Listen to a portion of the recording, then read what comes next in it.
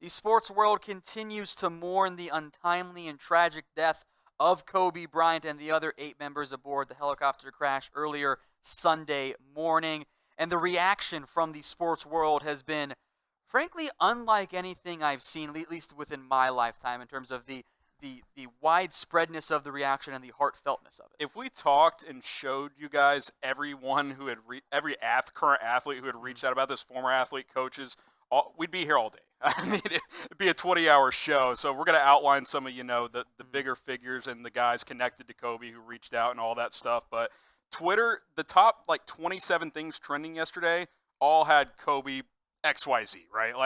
Everything trending on social media had to do with the passing of Kobe Bryant. That is the impact that he had. That is the legacy he leaves behind. The outreach that Kobe Bryant had, not just on the sports world, but really everybody worldwide. Of course, it wasn't just Kobe who was tragically involved in that helicopter crash. One of his daughters, Gianna, was also involved in there, along with 7 others, most of them connected to the team, the game that they were going to. A truly heartbreaking moment, and I think for many people, Harrison, the loss of Kobe Bryant in and of itself was so painful. The loss of his daughter, too, took it to an even more just depressing place. That put it over the top because everybody on Twitter was like, you got to be kidding me, not Kobe. And then a couple hours later, the news breaks that Gianna was on the flight as well. And it's like, you got to be kidding me, right? As if this wasn't bad enough already. Then obviously, initial reports, 5 people on board. Then you find out there's 9. So it just keeps building. It gets worse and worse as the news comes out. And just you see all those, videos like him when he's on Jimmy Kimmel talking about how someone came up to him one time and was like, hey, you and Vanessa need to have a son so he can carry your legacy into the NBA. And Gianna stepped in and was like, I got this. I will carry the legacy. And Kobe's like, damn right you will. That's the kind of relationship he had with all of his daughters, but especially Gianna, who was a promising young player in her own right. So, some of the biggest in the sports world, of course, the NBA especially, issued statements on the unfortunate Kobe death, and their reactions really self-explanatory how much Kobe meant. Here was Michael Jordan, who in a way kind of pats the torch from himself to Kobe Bryant as that generation changed over. I am in shock over the tragic news of Kobe and Gianna's passing. Words can't describe the pain I'm feeling. I love Kobe. He was like a little brother to me. We used to talk often, and I will miss those conversations very much. And Kobe and MJ connected forever, right? Oh, yeah. Our CEO here at Chat Sports, James Yoder, tweeted out, I thought this was very appropriate, that everybody growing up wanted to be like MJ. Well, Kobe's the only one who ever got close. You guys have probably seen the video going all over the place that someone spliced together of just identical shots that, Kobe, copied, if you will, of MJ. He's the closest thing in my lifetime we've seen to Michael Jordan. They obviously have a great relationship, and it hit hard and hit home for Michael Jordan. Jerry West, who was instrumental in bringing Kobe Bryant to L.A., one of the worst days of my life. I'm just devastated by this news. He was more than an iconic basketball player. He was someone who inspired millions of fans, not here in this state, not here in the United States, all over the world.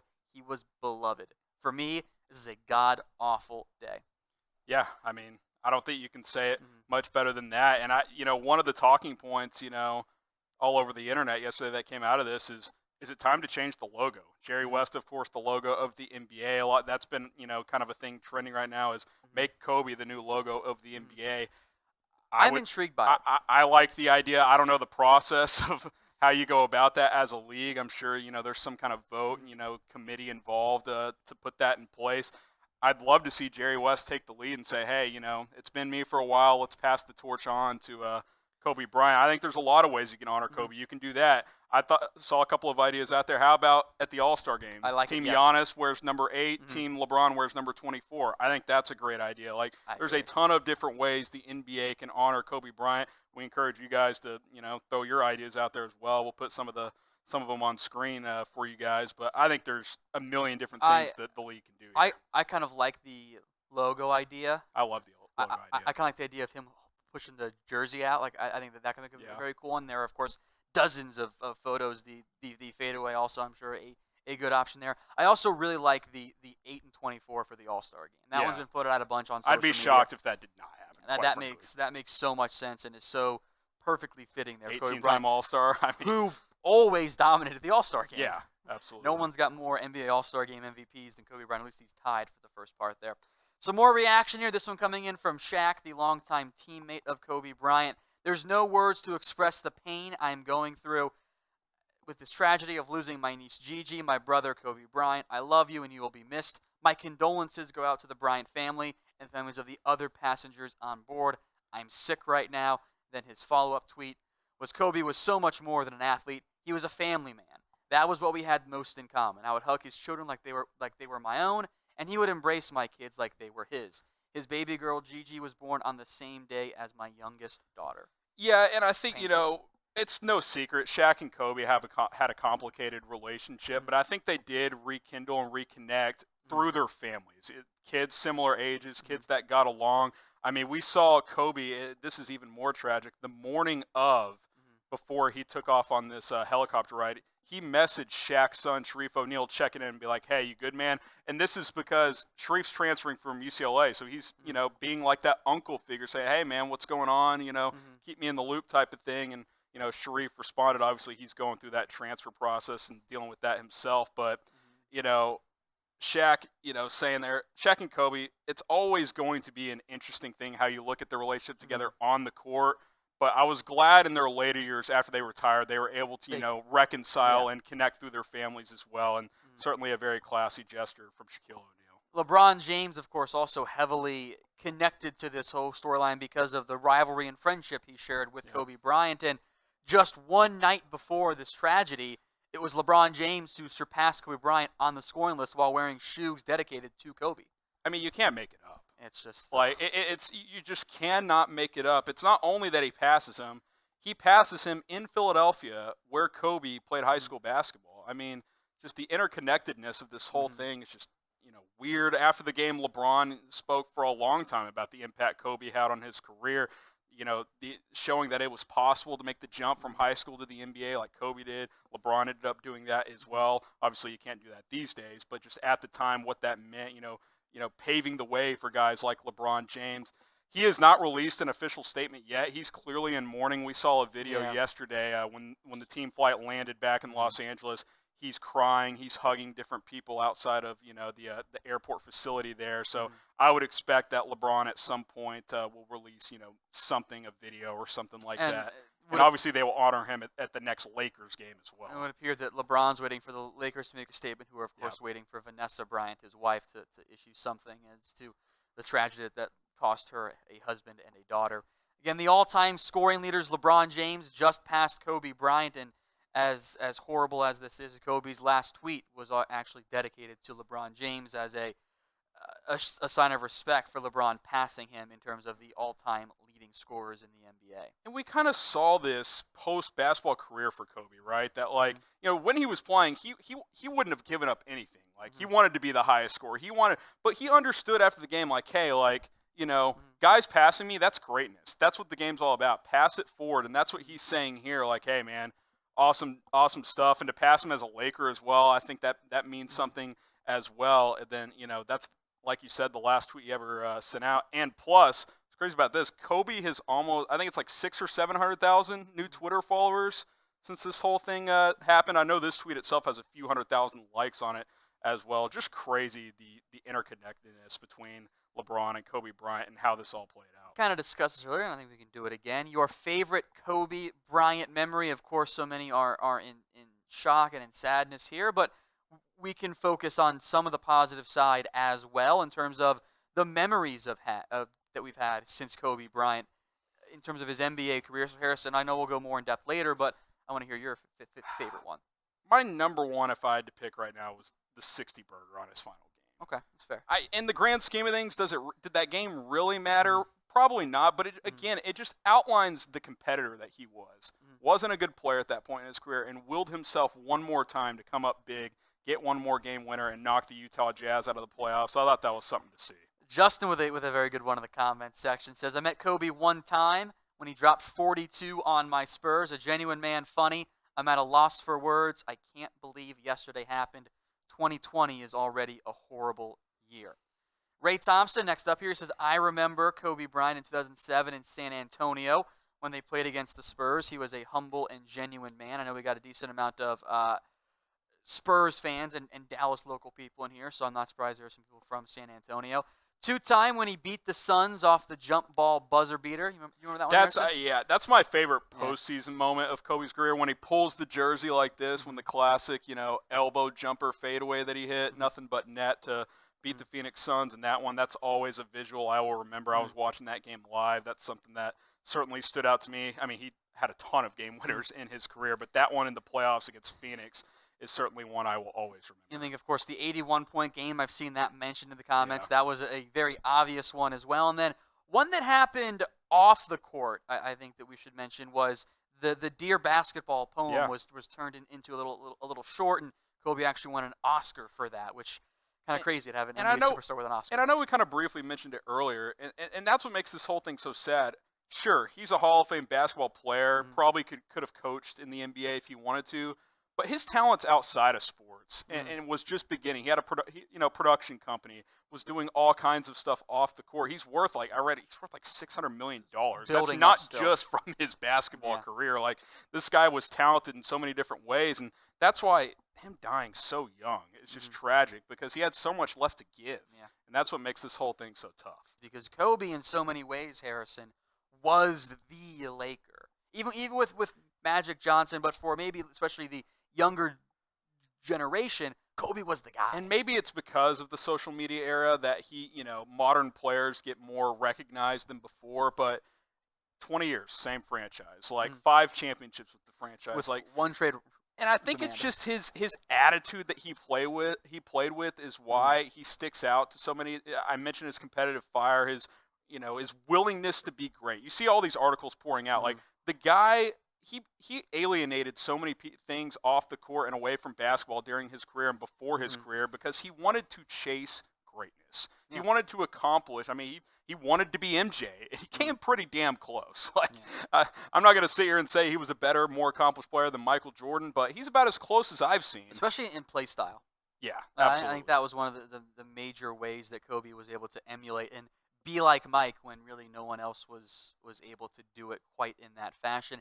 And that's why so many current NBA players, even the young ones, like a Quinn Cook, maybe more so, especially the young ones, because you have a current generation of basketball players who, as they were developing, they were the ones idolizing Kobe Bryant. Think about this. If I grab a piece of paper and crumple it up and shoot, you yell Kobe. What am I saying? Everyone yells Kobe. Kobe, that's what you do. You're not saying MJ. You're not saying any other basketball great. That. It sounds dumb, but that's the Kobe impact. That's what it is, especially, we're both in our mid-20s. I think if you're the age of 30, I'll say 18 to 30, somewhere in there. Yeah. Kobe was the guy. When you're growing up watching the NBA, it's Kobe Bryant. Sure, everyone knew Kobe. There's other guys. If you're a fan of the Mavs, there's Dirk, Duncan and the Spurs, but it's the Lakers, man. It's Kobe Bryant. He won all those titles. He was the greatest player in the league. That's who he was. Trae Young had a Kobe-like game, even wearing the number 8 jersey, and maybe one of the best ways to incorporate how he transcended the binds of normal basketball players. He was a one-name player. Yeah. There aren't that many of those guys. Dirk in his era is the only other guy. Dirk, a one-name maybe guy. Yao, but that was just brief. It was easy. But LeBron, Kobe, obviously. Kobe had that category. I want to mention this on the Trae Young thing too. And to focus not just on Kobe here, his daughter Gianna, who also tragically passed away in this fatal helicopter crash along with 9 total people, she told Trae Young recently, a few months ago, that he was her favorite player to watch. And he goes out there, 45-point double-double on 24 shots. Yeah. I mean, you can't make it up, It's dude. scary how that stuff, or maybe scary is the wrong word, but it is incredible how that ends up going down. Now, the Dallas Mavericks have taken a unique step as well here. Mark Cuban has said that no Maverick player will ever wear the number 24 jersey again. They will be retiring it. That's a nice gesture, but more importantly, I think it shows the impact not just with the Lakers, right? A franchise really not connected to Kobe and the Lakers at all. Sure, Kobe and Dirk had a few battles, but and Dirk respects him greatly. He was his favorite player in the league. But the Mavericks, within a few hours, decide they're not going to have anyone else wear number 24. That's the Kobe impact on the NBA. Speaking of Dirk, by the way, he issued a statement as well. This is hitting me really hard. I will always remember coming home after games so I could watch you dominate the fourth quarter. You inspired so many around the world, including me. You will always be missed. You will always be remembered, and you will always be loved. Rest in peace with your angel Gigi. And he's referring to that there, saying, "What are you talking about? Watching the fourth quarter, West Coast game." So he's getting home after his post game, his training or whatever, rehab stuff after games. He's getting home, and Kobe's going for 20 in the fourth to beat somebody. And I think that's probably why he respected Kobe the most, because a lot of current players don't get to watch other players because they're focused on their own game. But since Kobe's playing on the West Coast, Dirk's able to watch him some. Respected him a lot. Think about this. They're two of 3 or 4 total players to spend 20 plus years with one franchise. They've got that connection as well. Dirk has spoken a ton throughout his career that he respects Kobe more than anyone in the NBA. So I know this is hitting hard for him as well. Troy Daniels also brings up the 24-second violations that each of the teams took in all the games yesterday, were variations of it, and he hopes that continues throughout the week. I would expect so. That was a very touching moment to see across the NBA. I think so with the Spurs and Raptors were the first teams to do it, but a lot of these teams took either 24-second shot clock violations for 24 number Kobe or 8-second backcourt violations. I think we saw the Magic do the backcourt version, which of course if you don't cross midcourt and 8 seconds or less, you get an 8-second violation. That is what they chose to do in a couple of the games as well. I think every single game, once the news came out, at least did the 24-second violation. I would expect that to continue to every team who did not play yesterday, teams in action today and on Tuesday as well. Nice touch, obviously. I'm sure every single arena is going to be honoring Kobe before the game as well. I would expect this to hit all 30 NBA teams. And maybe one of the players that this has impacted the most among the current players is Kyrie Irving, who was incredibly close to Kobe Bryant, and Bryant kind of played that mentor-type role for Kyrie Irving, who was the Knicks were set to play the Nets, and when Kyrie heard about the news, he immediately actually left the arena and did not play in the game. I mean, he was so hurt by this, he just turned around and went home. Wasn't going to play, no statement, nothing. Haven't seen anything yet from Kyrie on this. We'll certainly monitor that. But there's an old clip from a couple years ago going around where Kobe was asked, which of the young guys, because he's been known to mentor current players in the league. You see him do those detailed videos for ESPN, breaking down people's games. And he mentioned Kyrie specifically. Kyrie, after the Cavs won the title, down 3-1 against the Warriors, won 3 straight, he FaceTimed him from the locker room and was like, just thank you, man, like you believed in me, blah, blah, blah, all that stuff. So they've got a very tight-knit relationship. So certainly Kyrie, when he found out the news, he was not going to play. And especially when Kyrie hit a very Kobe-esque shot to secure that step-back victory. three. That was very much a classic Kobe shot there. And the reaction from around the sports world has been incredibly moving, quite frankly, to witness. And I kind of mentioned this earlier, Harrison. I'll ask you this. Should the NBA have just canceled all of the games yesterday? It's so hard to say. I mean, you don't want to make it about this, but there are logistical factors that go on here. I mean, you can't 20 minutes before a game tips off you can, but you have to deal with the consequences of that. You've got TV sponsors. You've got, ticket sales. And the NBA would have handled all that, I'm sure. But, I mean, it's just one of those tricky deals. Obviously, I think in some cases playing helps, right? Yeah. It's a distraction. I think for Trae Young, it was a motivation. You saw him tweet after the game, that one was for you, Mamba, because, certainly a player he looked up to. We talked about that earlier as well. I'm not sure some of these teams should have been playing, but I know that I'm not qualified to make that decision. That's fair. That's probably the best way I could say it. Some players, I'm sure, wanted to, because I almost wonder if the Mamba mentality dictates that you do play the game. I mean, but also maybe you need to save the players from themselves at some point. And I think also, you remember Isaiah Thomas playing in the playoffs a couple of years ago, the day after his sister died. Yeah. Sometimes playing, it's a distraction. It's hard to say. It hits every player differently. This one, I think, hit me in a more impactful way. It was Magic Johnson's statement. And he said, I thought he was going to live forever, of course, referring to Kobe Bryant. I thought he was invincible. He played like that. He walked like that. He impacted the world. And very few athletes get to impact the world like Kobe Bryant did. I'm not supposed to be doing this. He is supposed to be talking. He is way too young. I was supposed to pass away. He was supposed to talk about me. This is a sad day. Yeah, the last part of that That's painful. Is really what hit me too, because, obviously Magic Johnson has kind of lived a remarkable life battling AIDS for 25 years now or whatever it is, and he's saying there, look, like, I'm the one who's supposed to be gone. Like, I'm older, you know. Kobe had so much left to give, and for me to be sitting here having to talk about the life of Kobe Bryant, that's tough to read. That's tough to hear from Magic Johnson. And he even said he thinks Kobe Bryant's the greatest Laker ever. I think that's certainly up for debate. But you're talking about two of the top five right there with Kobe and Magic. And I would say in the 80s and 90s, Magic would take that throne. And I think 2003 or 4 plus, Kobe Bryant would take that throne. I wonder if we've reached the point where the other people in contention, namely Magic, would be like, nope, it's Kobe. Yeah. And Kobe will Kobe. go down as the greatest because he played so long and for so great with the LA. And I think when you ask this question, you have to, okay, is he the most talented ability-wise Laker ever? Probably not. But just, he played his entire career there. 20 years, 5 championships, his impact in the LA community, off the court. When you think the Lakers, you think Kobe. Like, LeBron's a better player than Kobe is, but you don't think of LeBron as a better Laker than Kobe Bryant. Kobe is the Los Angeles Lakers, so I'm typing my Y for yes. I think when you add it all up, he is the greatest Laker ever. We encourage you guys to let us know what you guys think about Kobe's impact with the Los Angeles Lakers.